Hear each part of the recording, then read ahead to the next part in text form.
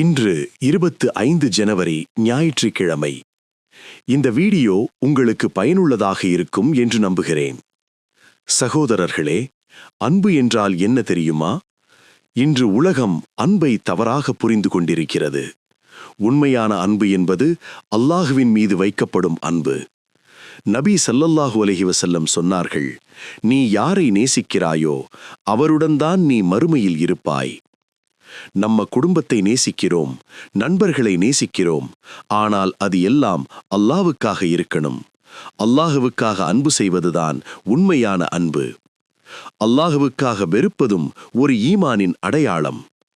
நம்ம இதயத்தை சுத்தமாக வைத்துக் கொள்வோம். அல்லாஹ்வை மட்டுமே நேசிப்போம். அல்லாஹ் நம்மை நேசிப்பவர்களாக ஆக்குவானாக.